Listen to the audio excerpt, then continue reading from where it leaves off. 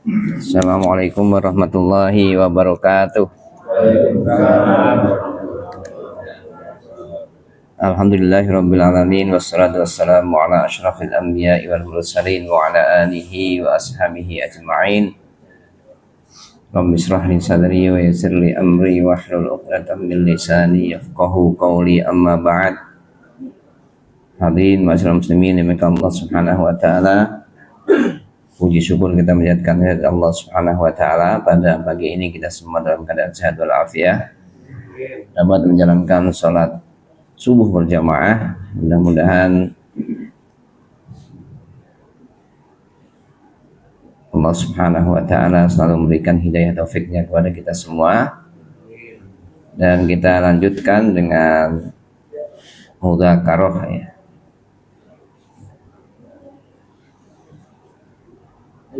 Ya mungkin sudah disampaikan oleh para ustadz kita sebelumnya. Barang siapa yang sholat subuh berjamaah kemudian mudzakarah sampai waktu syuruk, maka baginya pahala haji dan umroh gitu ya. Bapak Ibu demikian Allah Subhanahu wa taala, secara pribadi saya ucapkan terima kasih kepada pengurus DKM yang telah memberikan saya kesempatan untuk bersilaturahmi dengan Bapak Ibu sekalian. Mudah-mudahan dengan silaturahmi ini saya dapat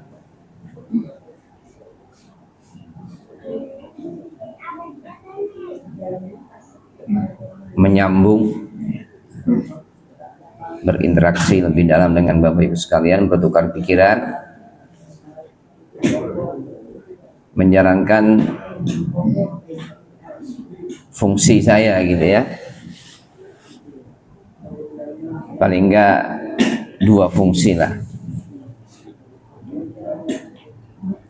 Kalau belum ada perubahan, kalau nggak salah ini ya Pak Agus ya, kalau belum ada perubahan kepengurusan, saya itu kan sebenarnya di sini penasehat yayasan ya. Penasehat yayasan Nurul Iman salah satunya lah. Dan ketika dulu menyusun anggaran dasar, sempat lama di meja saya gitu, nggak baca-baca. Mudah-mudahan dengan kita bertemu, berinteraksi ya, kita bisa bertukar pikiran hal-hal baru, perkembangan progres niat baik Bapak Ibu sekalian untuk bangun masjid. Mudah-mudahan ada jalan. Sekaligus kalau kita saling mengenal, komunikasi itu nggak harus formal kan Pak ya. Di mana saja kita bisa berbagi informasi yang tentu bisa jadi bermanfaat bagi kita bersama. Yang kedua, fungsi saya mungkin ya dibilang akademisi ya, mudah-mudahan bisa menyampaikan ilmu yang saya miliki.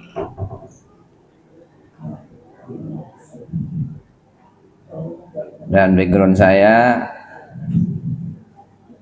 S1-nya kan Syariah Islamiyah di Al-Azhar Kairo, itu fakultasnya Fakultas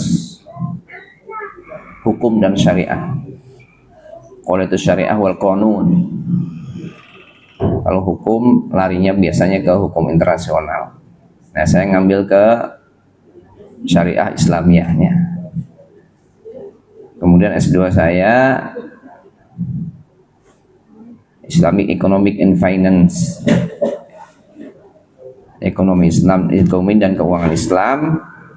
S3-nya hukum Islam, prodinya hukum ekonomi syariah. Jadi lebih cenderung kepada muamalah, bukan cenderung kepada ibadah.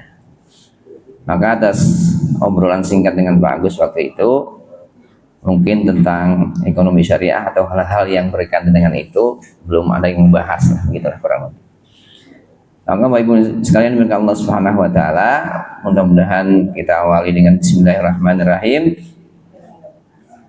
saya dapat menyampaikan hal-hal yang berkenaan dengan muamalah. Lebih dalam lagi nanti mungkin muamalah yang berkaitan dengan ekonomi. Karena bagaimanapun sejak seseorang belum dilahirkan itu sudah bergantung dengan ekonomi. Di dalam kandungan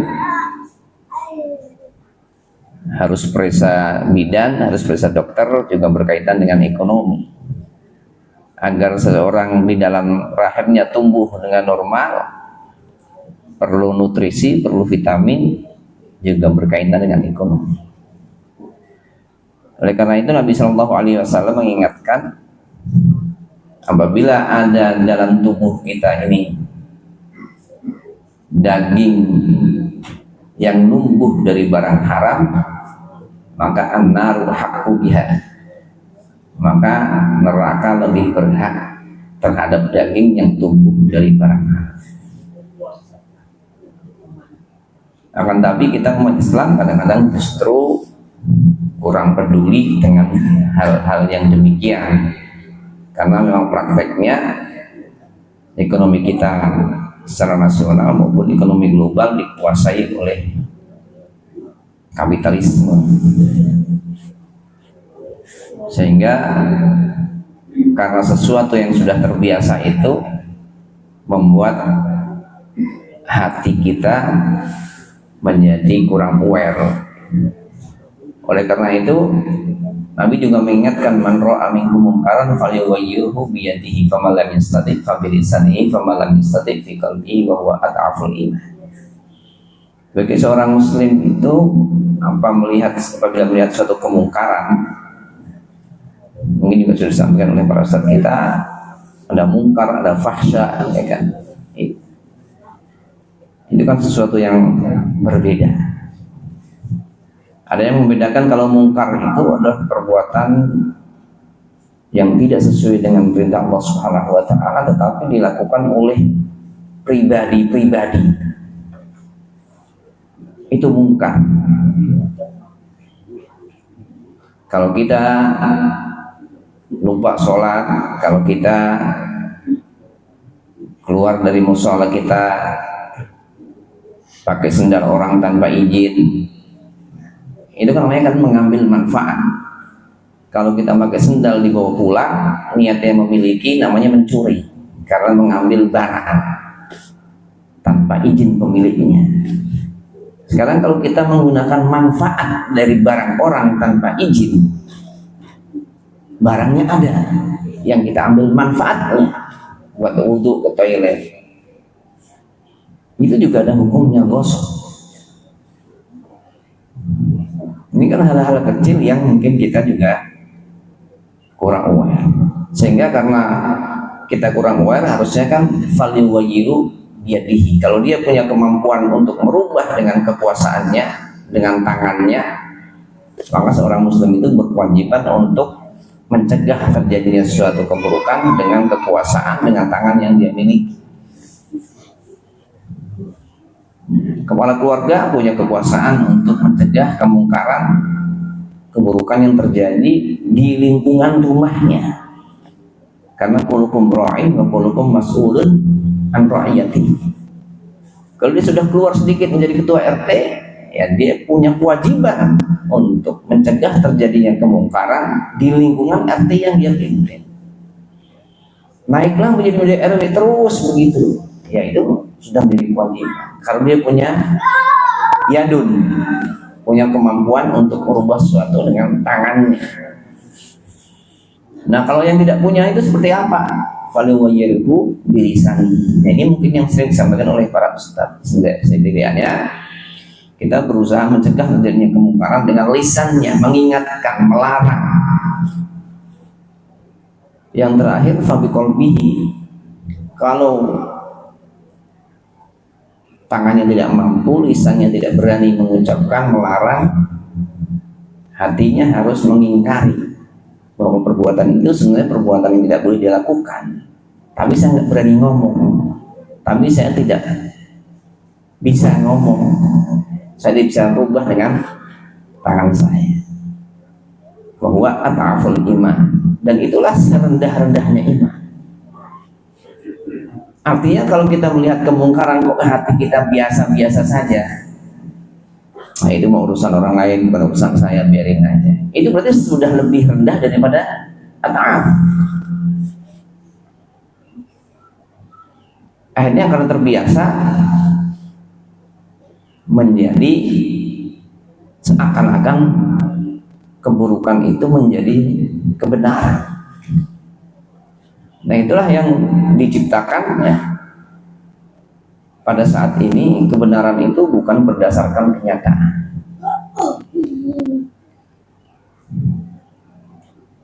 tetapi kebenaran itu bisa diciptakan karena tujuan-tujuan tertentu. Nah mungkin dalam kajian politik namanya apa nih? Post-truth ya. Sesuatu yang tidak benar, tapi kita didoktrin terus, kita buka HP keluar itu, nonton TV keluar itu, ya kan?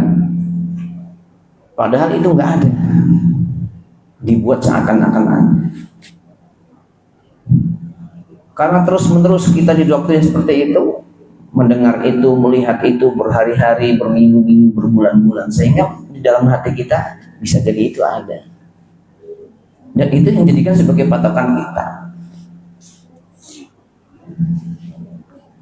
Oleh karena itu ya kita sebagai seorang muslim, inja agung fasikum binaba'in fatabayan, sehingga kita tidak mudah terombang-ambing. Itu kan sesuatu yang sangat berbahaya. Ada namanya hoax, ada namanya fake news. Kalau hoax itu kan sesuatu yang bisa jadi pernah terjadi, kenyataannya ada, tetapi ditempelkan pada konteks yang tidak tepat. Itu namanya hoax. Demonstrasinya tahun 98, fotonya dipajang hari ini, ya kan? Hari ini terjadi demonstrasi, jutaan orang menguasai gedung DPR. Narasinya seperti itu. Tapi fotonya foto tahun 1998. Itu namanya hoax. Pernah terjadi, tetapi ditempelkan pada konteks yang tidak sesuai aslinya. Orang masang DP foto di media sosial dia sedang di depan Ka'bah, mudah-mudahan umroh saya diterima. Umrohnya sudah 3 tahun yang lalu, fotonya dipasang hari. Itu berarti hoax. Pernah terjadi, tapi tidak sesuai dengan kenyataan ketika dia menulis. Nah, kalau sesuatu yang tidak pernah terjadi sama sekali, itu namanya fake news, berita bohong. Kalau tadi ya umroh, dia benar pernah umroh, tetapi titiknya tidak sesuai dengan waktu saat dia. Itu namanya hoax. Kalau berita palsu tidak pernah terjadi. Ya, foto orang lagi umroh diganti kepalanya, foto dia kepala. Padahal dia nggak pernah ke sana. Itu namanya berita palsu. Nah, dua-duanya itu berbahaya bagi kehidupan kita dan bermasyarakat. Namun karena kita terbiasa begini melihat itu, ya akhirnya karena biasa itulah kemudian kita nggak aware. Sehingga bisa jadi mungkin kita keiman kita itu di bawah ataf, di bawah yang paling rendah, karena tidak peduli dengan kerusakan, dengan kemaksiatan, dengan ketidakjujuran yang masif disebarluaskan di media sosial kita, termasuk dalam masalah ekonomi. Kita terbiasa mendengar kredit, debit, ya kan, cash. Itu kan bukan bahasa kita semua, tetapi dengan mendengar itu kita sudah paham apa itu kredit, ya, apa itu cash.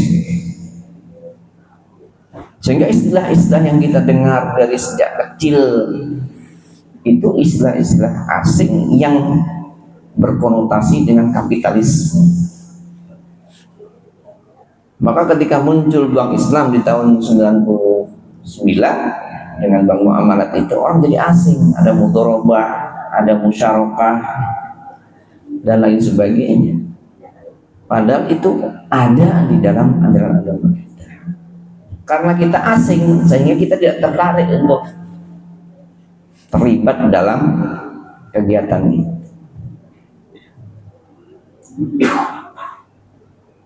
Nah, karena kita tidak tertarik, maka ya sesuatu dalam ekonomi kalau tidak ada yang menggunakan, ya akan tidak berjalan dan bangkrut kan. Maka keperpihakan itu ya, sesuatu yang mutlak. Karena kalau tidak ada yang berpihak, tidak ada yang ikut, tidak ada yang support, tidak ada yang menggunakan, ya tidak mungkin jalan. Nah, dulu sebelum ada namanya bank syariah, maka kita masih posisinya darurat karena tidak ada pilihan lain. Nah, sekarang kalau sudah ada, berarti kedaruratan itu menjadi hilang. Kalau kedaruratan itu hilang, ya kita sekarang diuji. Kita keberpihakan kita kemana?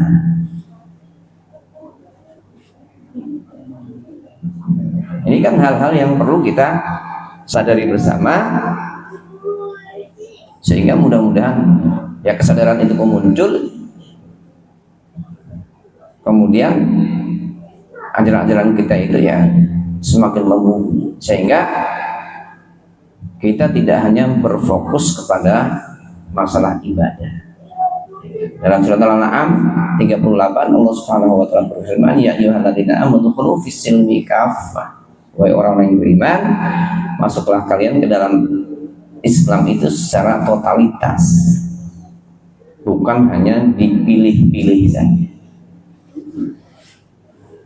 Nah, hadirin maka Allah Subhanahu wa taala dalam kaitannya seperti itu ya, saya berpedoman dengan buku ya. Di setiap kajian-kajian saya menggunakan buku yang sudah diakui oleh masyarakat sebagai pedoman agar nggak melenceng kemana-mana. Nah, enaknya kalau buku itu berbahasa Arab, kalau pengarangnya sudah wafat, biasanya diwakafkan, sehingga kita tinggal menyiapkan direktori aja, punya berapa gigabit. Nah, memori kita tinggal download, diambil PDF-nya semuanya ada. Itu kelebihannya para penulis orang-orang Arab itu, kalau mereka sudah wafat, biasanya karangan-karangan dia itu diwakafkan kepada kaum muslimin, bisa di-download secara gratis, tidak semuanya komersil.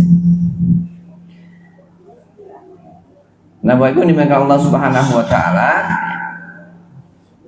pada zaman Nabi SAW tidak ada pemisahan mana ibadah, mana muamalah.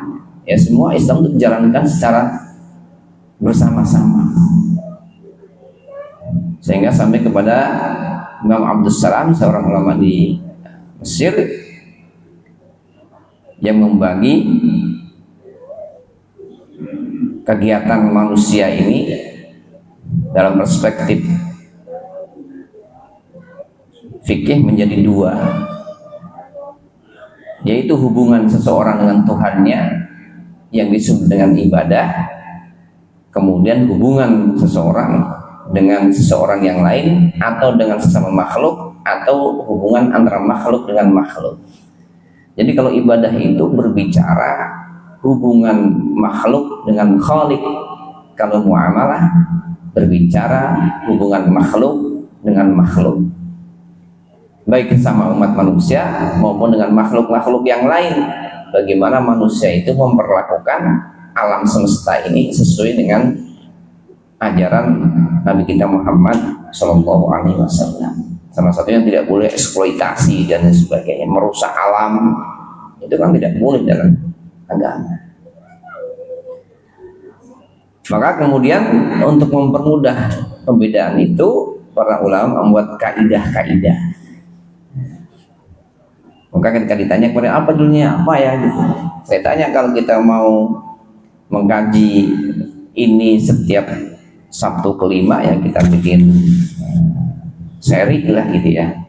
Kalau tidak mungkin bicara muamalah itu hanya sekali. Maka hadirin yang Allah Subhanahu wa taala, Allah juga mengingatkan kepada kita, wa ma min dabbatin fil ardi wala ta'irin yatiru bi janahihi illa umamun amsalukum ma farradna fil kitabi min syai'. Bahwa Allah Subhanahu wa taala menegaskan segala sesuatu hukum di dunia ini sudah diturunkan oleh Allah Subhanahu wa taala kepada Nabi kita Muhammad sallallahu alaihi wasallam di dalam Al-Qur'an dan hadis-hadis beliau. Baik hukum itu sifatnya terperinci maupun sifatnya global. Nah, hukum-hukum atau ayat-ayat atau hadis-hadis yang membicarakan sesuatu yang secara rinci itu biasanya berkaitan dengan ibadah. Maka muncul kaidah al-aslu fil ibadati at-tahrimu illa man dalla dalilun ala khilafi. Hukum asal ibadah itu justru haram dilakukan. Al-aslu fil ibadati, hukum asal ibadah itu at-tahrim, haram. Illa ma dalla dalilun ala khilafi, kecuali ada dalil yang memerintahkan kita untuk melakukan perbuatan ibadah itu. Maka kalau ibadah tidak ada perintahnya, tidak ada ajarannya, tidak boleh dilakukan. Maka modifikasi dalam ibadah itu nggak boleh. Itulah yang bahasanya sering menggunakan kata-kata bid'ah.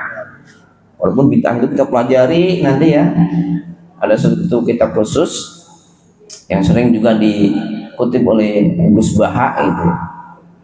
Kita kadang-kadang terlalu mudah membid'ahkan orang, padahal ulama dulu mengatakan sesuatu yang diperselisihkan oleh para ulama itu bukan bid'ah. Karena pendapat ulama itu semuanya berdasarkan dalil, walaupun dalilnya itu tadi global. Jadi kalau selama masih ada pendapat ulama kata si A begini, kata si B begini, dan ulama itu muktabar diakui kredibilitasnya, maka itu bukan bid'ah. Oleh karena itu doa kunut bukan bid'ah, karena ada ulama yang mengatakan demikian.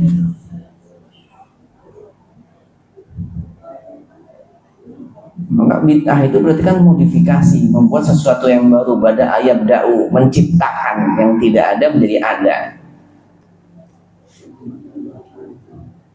Maka dari sejak Nabi Muhammad sampai nanti hari kiamat, namanya salat subuh itu ya 2 rakaat. Waktunya dari mulai fajar shadiq sampai terbit matahari, itu begitu aja. Karena perintahnya begitu. Tidak boleh dirubah, tidak boleh ditambah, tidak boleh dikurang. Saya habis pergi haji nih, salat subuhnya mau 10 rakaat. Ya nggak bisa. Maka tadi al-aslu fil ibadati at-tahrimu. Hukum asalnya itu justru haram. Kecuali ada perintah untuk melakukan ibadah itu. Dan perintah itu kan ada 2. Perintah itu artinya tolabul fi'li minal a'la ilal adna. Perintah itulah permintaan perbuatan dari atas ke bawah, itu namanya perintah. Kalau permintaan perbuatan dari bawah ke atas namanya doa. Ya kan? Ya Allah berilah saya rezeki yang banyak. Kan kita memerintah Allah Subhanahu wa taala untuk memberikan kita rezeki, kan gitu kan? Tetapi perintah itu datangnya dari bawah ke atas, itu namanya doa. Permintaan bahasa Indonesia. Tapi kalau perintah itu datangnya dari atas ke bawah, itu ya, talabul fi'li, melakukan satu perbuatan itu namanya perintah. Kalau perintahnya tegas menjadi wajib. Kalau perintahnya tidak tegas menjadi sunnah. Kan begitu. Tahu tegas dan tidak tegasnya dari mana? Bisa dari kalimatnya, bisa dari Nabi melakukan terus-menerus, tidak pernah ditinggalkan, dan lain sebagainya. Ini kan pelajaran-pelajaran di usul fikih. Maka bisa mengatakan orang melihat ada kata perintah dalam Al-Quran, itu bisa mengatakan wajib, bisa mengatakan sunnah, tergantung kemudian nanti qoro'in ya, efek-efek lain atau unsur-unsur lain yang memperkuat dengan perintah. Hadirin dari Allah Subhanahu wa taala, tadi ma faratna fil kitab min syai', dalil-dalil yang terperinci itu kebanyakan tentang ibadah, karena ibadah itu aslinya tidak boleh. Maka sallu kama ra'aitumuni usolli, kan gitu ya. Salatlah kalian sebagaimana saya salat. Maka tidak boleh kita membuat gerakan salat, bacaan salat yang tidak ada dalilnya, tidak ada perintahnya, tidak ada ajarannya. Maka sampai nanti hari kiamat ya ibadah kita nggak akan pernah berubah. Namanya haji itu, namanya umrah itu ya harus ke Mekah, harus di Arafah, kan gitu kan. Tidak boleh ada tempat lain. Nah, yang unsur kedua oleh Abdul Salam itu ya, namanya muamalah. Apa itu muamalah? Al-ahkam asyariyah al-amaliyah allati tunadzimu ala qatal ibadi bi ghairihi fi umuri dunya. Hukum syariah yang sifatnya praktis, yang mengatur hubungan seseorang dengan orang lain dalam hal urusan dunia, itu namanya muamalah. Urusan dunia macam-macam, urusan hubungan satu orang dengan orang lain, ya, hubungannya itu hubungan apa. Maka muamalah pun masih banyak lagi di bawahnya. Ada muamalah maliyah tentang ekonomi, tentang bagaimana seorang mencari rezeki. Ada hukum keluarga, bagaimana kewajiban seorang ayah, bagaimana kewajiban seorang suami, bagaimana kewajiban seorang istri, haknya bagaimana, hak anak apa, hak orang tua apa, kewajiban anak apa. Kalau suami salah ucap begini terhadap istri, hukumnya apa? Ini berkaitan dengan hukum keluarga. Kalau orang tuanya salah satunya meninggal, atau yang ditinggalkan namanya apa, pembagiannya berapa persen, berapa persen, itu hukum keluarga. Ada lagi muamalah yang mengatur interaksi satu kelompok dengan kelompok lain, namanya politik. Jadi politik juga diatur dalam agama Islam. Kalau kemudian orang tidak mau berpolitik karena mengatakan politik itu kotor, ya karena kita sudah melihat yang kotor-kotor sehingga kita mengatakan politik itu kotor. Nah, seperti tadi ya, hal yang sebenarnya tidak ada karena didoktrin terus-menerus, sehingga di tempat, di akal pikiran kita itu menjadi biasa, maka kebiasaan itu menjadi dianggap kebenaran. Maka karena kita anggap kebenaran, kita tidak mau lagi mengingatkan lagi. Ada lagi nanti hukum janayat gitu ya, pidana Islam dan lain sebagainya. Nah, mungkin pembahasan-pembahasan saya dalam kajian kita lebih menjurus kepada yang muamalah maliyah tadi. Sementara dari sisi pengertiannya, judulnya kaidah. Kaidah itu artinya adalah secara bahasa artinya asas, fondasi. Ini juga sudah menjadi bahasa Indonesia, tapi kadang-kadang kalau kita tanya nggak ngerti. Kaidahnya begini, ditanya apa sih kaidah? Nggak ngerti. Kaidah secara bahasa artinya asas atau aslun, atau dalam usul fikih namanya ma bunya alaihi ghairuhu, sesuatu yang di atasnya dibangun sesuatu yang lain. Maka bisa dikatakan kaidah itu artinya fondasi. Jamaah menjadi qawaid. Kalau asas jamaahnya menjadi usus. Kalau aslun jamaahnya menjadi usul. Maka ada ilmu usulul fiqh, fondasi fikih. Maka kaidah itu adalah hukum-hukum secara umum yang di bawahnya itu ada hukum-hukum yang lebih terperinci lagi.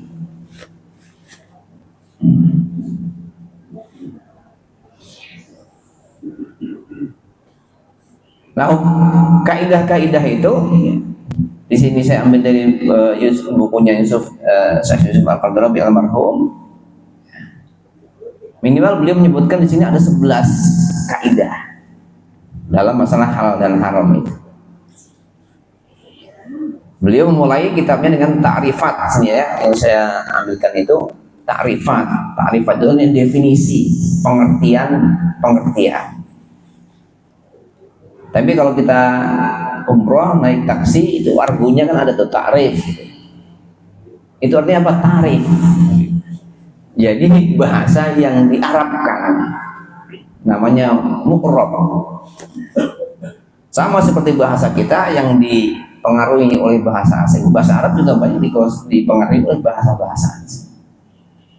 Bahkan ada ulama yang menghitung di dalam Al-Quran itu ada bahasa asing yang sudah menjadi bahasa Arab.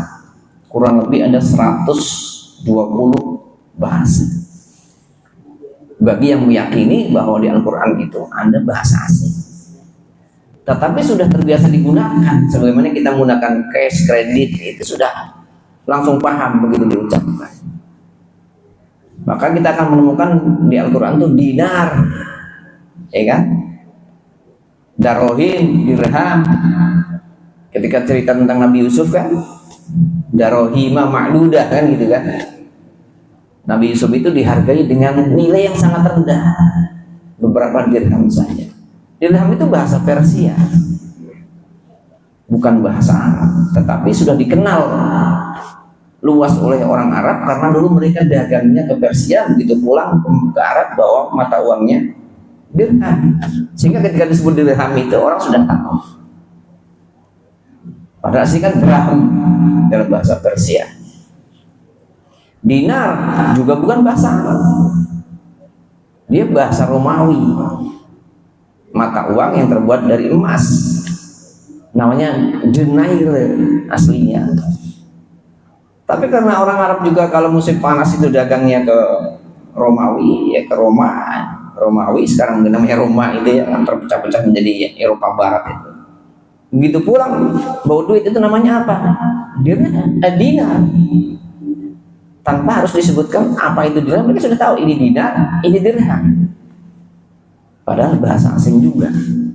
Maka kalau dicari itu ada yang sampai menghitung 120. Ada lagi apa? Qistas. Wazinu bil qistasil mustaqim. Dalam masalah nimbang. Nimbang itu harus apa? Adil gitu ya. Sekilo itu. Apa namanya, ininya sekilo, barangnya sekilo. Ya, wazinu bil qistasil mustaqim. Maka kalian kalau menimbang harus qistas. Qistas itu artinya apa? Seimbang. Ada kan di Al-Quran, wazinu bil qistasil mustaqim. Itu ya bahasanya orang Roma juga, qistas. Ya, dan lain sebagainya lah. Belum lagi kalau nama-nama nabi itu kan Ibrahim, Musa, itu kan bahasa Ibrani. Nabi yang dari Arab kan cuma 5 kan. Sementara nabi-nabi yang lain kan namanya kan nama Ibrani semua. Musa, kan Isa, Ibrahim. Salah satu cirinya apa? Harakat belakangnya nggak berubah-ubah. Kalau bahasa Arab begitu didahului dengan huruf jar, fa, ala, fi, itu harakat terakhirnya menjadi kasroh. Ilal masjidi, kan gitu kan? Kalau dia sebagai objek, harakatnya menjadi fathah. Nah, kalau bahasa asing yang diarabkan, itu harakat terakhirnya nggak berubah, ya kan? Qala Musa, padahal Musa itu fungsinya sebagai subjek. Musa berkata. Wa qadaina ila Musa dalam surat Al-Isra. Ya. Ada ila huruf jadi bacanya Musa juga, bukan Musi. Harusnya kalau kaidah bahasa Arab kalau depannya ada huruf jar, harusnya jadi kasrah. Kalau ada ila harusnya ila Musi gitu kan. Tapi kan ila Musa juga. Isa, Maryam, dan lain sebagainya. Nah, itu namanya mu'rabah, bahasa asing yang diarabkan.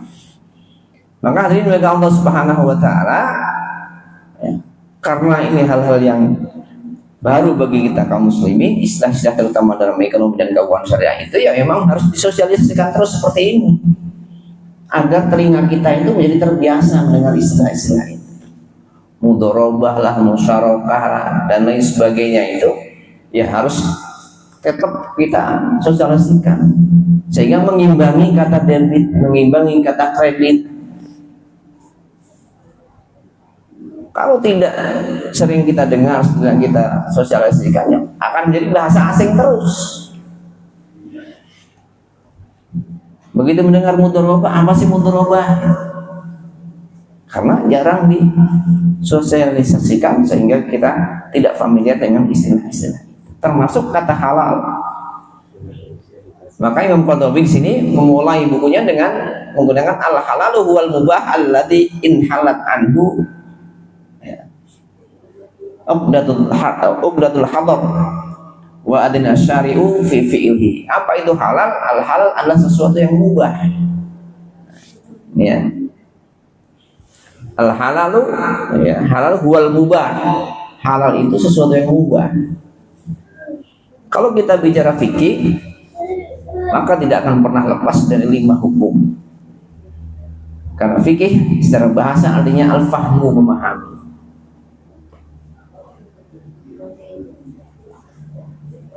Karena pemahaman seseorang itu bisa berbeda-beda tergantung situasi, kondisi, ilmu yang dia miliki, sehingga fikih itu akan berbeda-beda terus.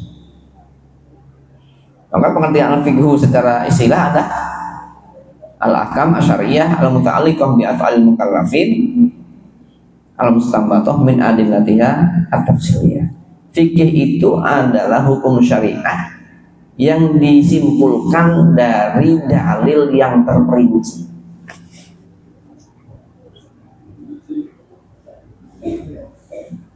Dan hukum fikih itu tidak pernah terlepas dari 5 tadi.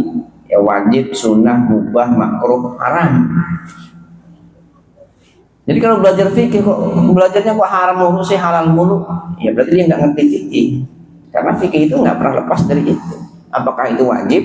Apakah itu sunnah, apakah itu mubah, apakah itu makruh, apakah itu haram.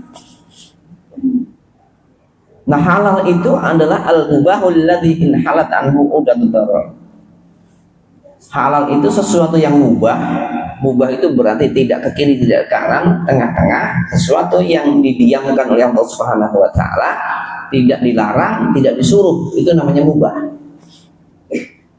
Itu bukan berarti Allah lupa. Saya lupa nih ngasih hukumnya ayam, sehingga ayam tidak disebutkan, umpamanya begitu. Bukan lupa, tetapi itu taisarun lakum, adalah kemudahan yang diberikan Allah Subhanahu wa taala kepada kita. Nah, sesuatu yang mubah itu idza in halat anhul qadar.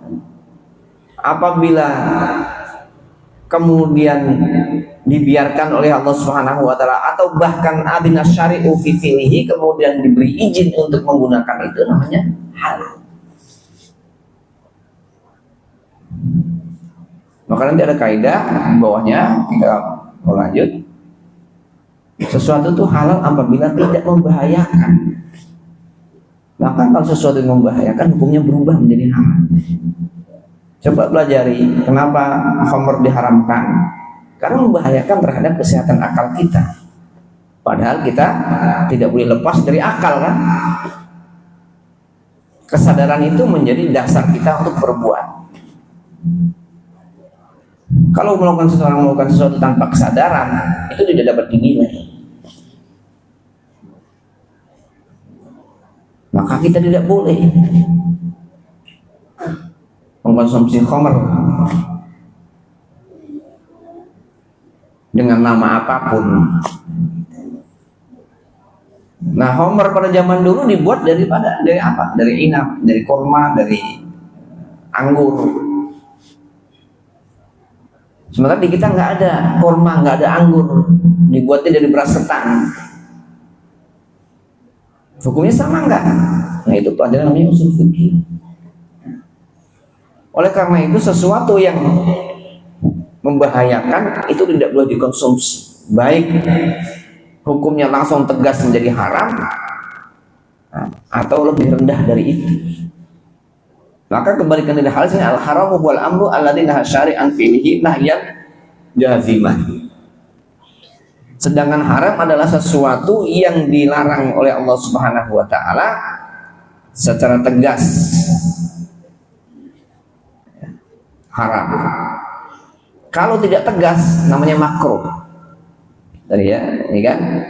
Al-haramu huwal amrul ladzi naha syari'u an fi'lihi nahyan jaziman. Haram adalah sesuatu yang dilarang oleh syari' dan Allah Subhanahu wa taala melalui Nabi kita Muhammad SAW an fi'lihi untuk dilaksanakan nahyan jaziman. Perintahnya itu tegas. Kalau perintahnya tidak tegas namanya makruh. Kalau makruh ya berarti masih boleh dilaksanakan. Walaupun lebih baik ditinggalkan sebagaimana sunnah, gitu ya. Boleh ditinggalkan, tetapi lebih baik dijalankan, gitu. Kan bedanya hanya di situ kan. Kalau kita dulu waktu SD kan wajib itu, kalau kita kerjakan dapat pahala, kalau ditinggalkan dapat dosa, kan gitu ya. Sunnah adalah sesuatu yang kalau kita kerjakan dapat pahala, kalau tidak dikerjakan tidak dosa, kan. Kenapa tidak dosa? Karena perintahnya tidak tegas. Nah, dalam hal larangan, kalau larangannya tegas namanya haram. Artinya kalau kita melanggar itu dan kita dosa.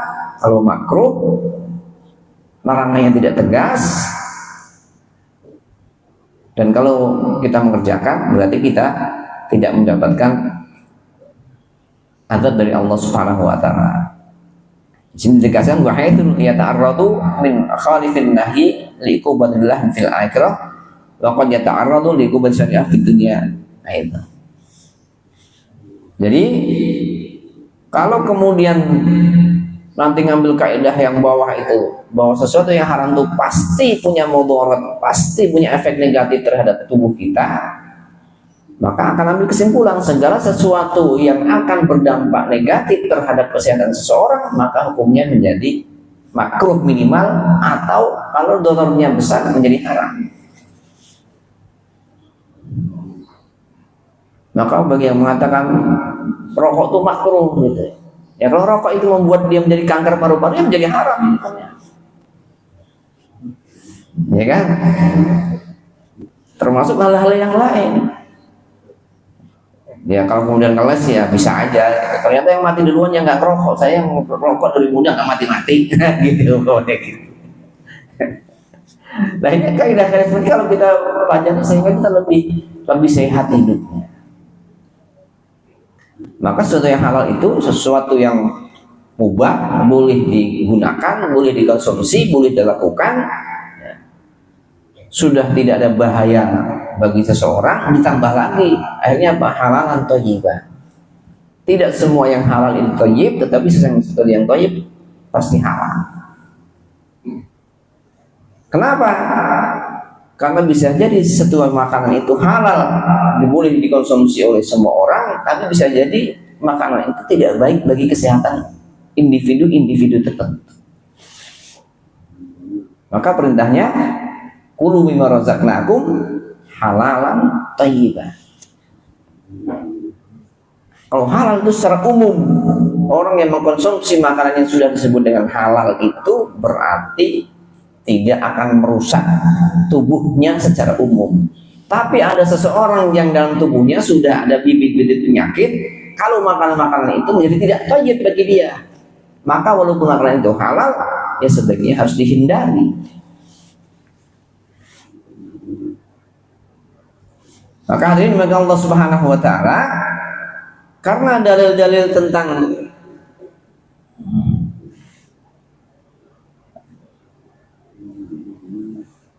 muamalah tadi hukumnya adalah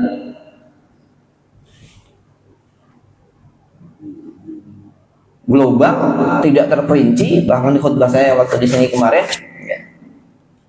ayat-ayat Al-Quran yang berbicara langsung tentang hukum ekonomi itu hanya berapa kemarin saya bilang?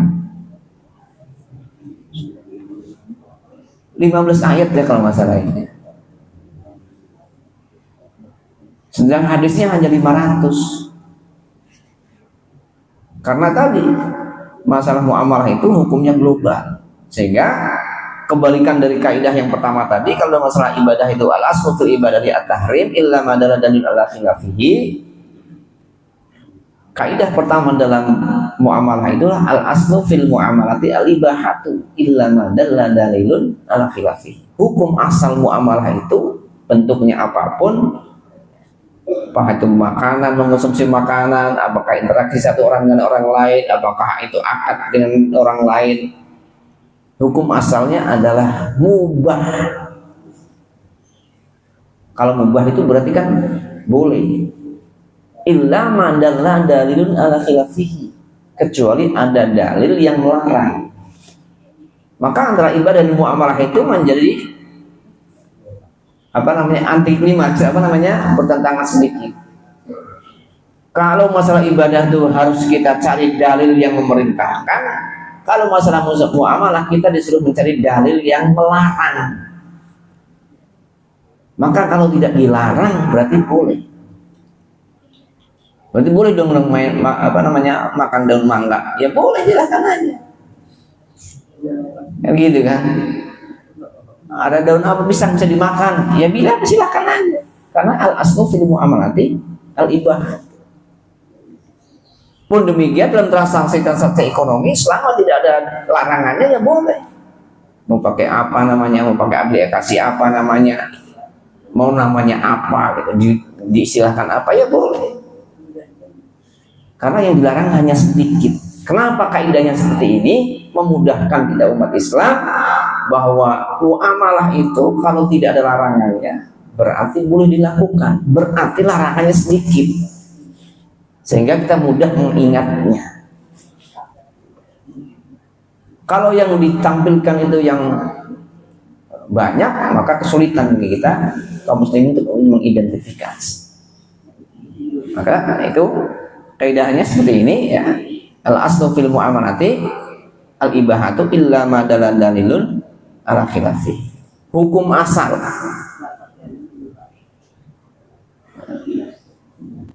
dalam muamalah itu adalah al ibah. Boleh kecuali ma dalla dalilun ala khilafi. Dalam masalah makanan hanya 4 aja yang pokok. Qul la ajidu fi ma uhiya ilayya muharraman ala ta'im yatamahu illa yakuna maitatan wa daman masfuhan wa lahma khinzir wa ma uhilla li ghairillah bihi. 4 aja dalam Al-Qur'an itu yang diharamkan. Nanti masuk ke hadis. Yang diharamkan apa? Illa yakuna maitah. Apa tuh maitah? Bangkai. Bahkan nanti di surah Al-Imran dijelaskan lagi ada ayatnya. Yang masuk kategori bangkai itu apa? An-natihatu wa ma'akala subu'u dan lain sebagainya. Mati tercekek, mati jatuh dari ketinggian, mati seruduk-serudukan.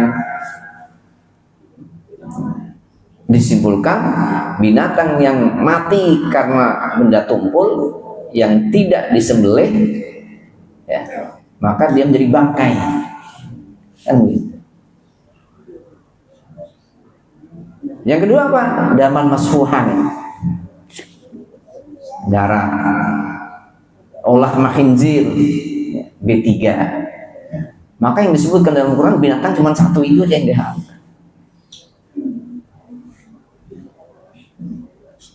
Karena disebutkan secara khusus, maka nanti kita lihat fatwa ulama Indonesia, seluruh derivatifnya dari khinzir itu haram. Baik kulitnya, baik bulunya, baik lemaknya, apalagi dagingnya, apa sumsumnya, apa tulang belulangnya. Yang lebih repot ya, dalam makanan kita itu tidak disebutkan nama aslinya. Jadi sudah dimodifikasi, kemudian diberi nama-nama tertentu. Gratisin, umpama itu. Maka titik kritisnya halal itu di situ, di pengolahan. Kita makan roti bisa mengkilap, itu yang bikin mengkilap apa? Kan gitu kan? Karena B3 itu kalau di pohon itu namanya seperti kelapa ya. Semuanya dari ujung kaki sampai ujung kepala semuanya bisa dimanfaatkan. Dan mungkin Bapak Ibu kita lupa, kita itu impor makanan terbesar itu dari 5 negara produsen babi terbesar di dunia. Silakan di googling. Indonesia tuh mengimpor bahan makanan dari 5 negara produsen B3 terbesar di dunia. Cina, Rusia. Silakan di googling. Dan dibungkus makanan tidak terus terbuat dari kulit babi, ya kan? Pengemel, ya, gitu. Apa namanya, pengkilapnya terbuat dari lemak babi, kan nggak ada kan? Tapi namanya sudah dirubah-rubah. Nah ini yang kemudian menjadi perhatian kita, kritisnya di sini. Kalau langsung dibuat roti ini mengkilap karena ada lemak babi, saya kira kita nggak akan beli kan? Betul kan? Roti ini renyah karena ada campuran tulang babi, ya nggak akan kita beli ya. Tapi namanya sudah dirubah-rubah, yang kita sendiri nggak tahu. Itulah fungsinya. Nah, ada undang-undang produksi namanya makanan halal. Setidaknya sudah ada yang jamin, sudah ada lembaga sendiri. Maka hadirin dimuliakan Allah Subhanahu Wa Taala, kalau fikih ini hanya kita ajarkan di masjid-masjid setiap hari, setiap pagi, di kelas-kelas, di sekolah-sekolah, fikih itu hukumnya tidak mengikat. Fatwa ulama hukumnya tidak mengikat. Kita mau laksanakan silakan, nggak melaksanakan silakan, ya dosanya ditanggung sendiri. Maka perlu namanya ada legislasi. Fikih itu harus masuk ke parlemen, menjadi undang-undang. Kurang lebih sudah ada 30 undang-undang di negara kita itu yang diambil dari hukum Islam. Walaupun tidak langsung disebut, kalau disebut begitu nanti akan menjadi penentangan yang luas. Yang pertama dulu Undang-Undang Nomor 1 Tahun 74 perkawinan, ya, menggulirkannya kan sudah berdarah-darah itu bertahun-tahun, sehingga kemudian di tahun 2003 kemarin turun surat edaran dari MA yang mengatakan perkawinan antar agama hukumnya tidak sah. Padahal undang-undangnya sudah keluar tahun 1974. Surat edaran dari MA ya baru turun tahun 2023. Selama ini kan bisa ya, orang beragama Islam nikah sama agama lain bukan di KUA, tapi di mana? Catatan sipil. Nah, sejak turun SE dari MA itu, maka catatan sipil tidak boleh lagi mencatat perkawinan dua insan dengan agama yang berbeda. Kalau sudah begitu kan nggak ada yang berani. Kalau kita masih fikih, masih ribut dulu, kata ulama ini boleh, kata ini enggak, ini boleh, ini enggak boleh. Kenapa ente nikah sama non muslim? Orang kata guru saya boleh. Kenapa ente enggak nikah? Kata guru saya enggak boleh, kan begitu terus kan? Karena tidak mengikat. Kalau sudah menjadi undang-undang, negara memerintahkan, negara melarang seluruh unsur-unsur instansinya untuk tidak mencapai pernikahan yang beda agama, maka tidak ada yang lakukan. Maka itu berarti perlunya ya, kalau di dalam setiap mau pemilu saya mengingatkan, lihatlah track record orang yang kita pilih itu, para legislator itu, kira-kira punya semangat nggak untuk seperti itu. Kalau sudah ada undang-undang perbankan syariah, sudah ada undang-undang jaminan produk halal, ya kan? Itu kan berarti undang-undang fikih yang kemudian diundangkan sehingga mengikat bagi semua orang. Nah itu perlunya kita tahu politik. Ya, mudah-mudahan mukadimah kita pada pagi ini bisa membuka wawasan kita semuanya, termasuk diri kita, diri saya pribadi, untuk kita aware terhadap hal muamalah ini. Karena muamalah ini dampaknya sangat luas. Kalau ibadah orang tidak sholat, ya hanya dia saja mungkin yang akan terdampak. Tapi kalau muamalah dalam satu kelompok tertentu, satu orang ini berbeda sendiri dari yang lain, maka yang akan terdampak adalah orang yang ada di sekitar kita. Dan mukadimah kita pada pagi ini mudah-mudahan bermanfaat. Kita ambil kaidah dalam muamalah satu adalah al-aslu fil muamalati al ibahatu illa ma dalla dalilun ala khilafi. Hukum asal muamalah itu apakah makanan, apakah interaksi antara akad, antara apa dan sebagainya adalah boleh kecuali ada dalil yang melarang. Sekarang tugas kita mencari dalil yang melarang itu yang jumlahnya sangat sedikit sehingga mudah bagi kita untuk mengingatnya. Mudah-mudahan bermanfaat. Mudah-mudahan Allah Subhanahu wa taala. Yang salah dari saya pribadi. Kalau ada pertanyaan silakan. Kalau selesai ya kita tutup. Ya, mungkin sudah suruk ya. Ya boleh silakan. Masalah doa itu boleh nggak mengaminkan doa itu dalam hati seperti hari Jumat kan? Memang berdoa dalam hati amin. Nggak usah pakai begini Pak, boleh. Terus subuh doa kunut kan harus amin. Kalau dalam hati aja dalam hati boleh. Ya boleh aja Pak. Boleh lah. Yang penting kita mengaminkan. Lebih afdol lagi kalau yang kita aminkan itu kita tahu. Nah, paham kayak gitu kan.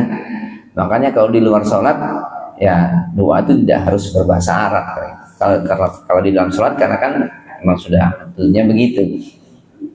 Yang repotnya kalau ada orang berdoa kita nggak paham, kita aminkan, itu yang bahaya kan gitu kan. Maka saya selalu menyarankan para imam kita itu kalau sebagai imam memimpin doanya yang standar saja, yang sudah orang semuanya paham, semua orang hafal, sehingga kita mengaminkannya itu mantap gitu Pak. Ya kan? Kan ada imam yang doanya panjang macam-macam gitu. Bahkan doanya kadang-kadang khusus kan. Kalau sudah Robbi Zidni itu kan berarti buat dia sendiri kan, bukan untuk yang lain kan.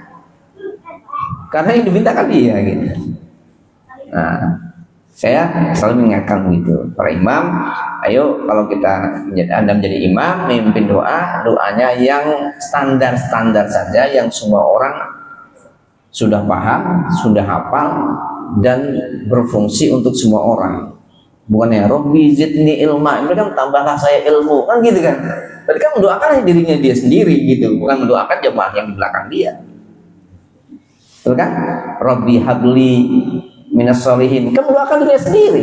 Robbi habli, berilah saya gitu. Jamaahnya mengaminkan, yang dapat dia aja kan. Orang dia yang ya Allah berilah saya anak yang soleh gitu ya. Jamaahnya amin, jamaahnya 1000, yang dapat dia sendiri gitu Pak. Gitu. Itu dalam rangka biar jamaah yang mendengar itu paham doanya, berefek juga untuk jamaahnya. Ya, pakai Robbana kan gitu kan. Atina fid dunya hasanah, kami kan gitu bahasa. Demikian Pak ya. Ya di dalam hati boleh ya, kalau biar jamaahnya kuyup ya bersuara gitu ya, tapi jangan berlebihan sehingga mengganggu konsentrasi yang lain. Demikian Pak ya, cukup ya, mudah-mudahan bermanfaat. Yang salah dari lisan saya pribadi mohon dimaafkan. Mudah-mudahan kita dipertemukan pada kesempatan yang lain.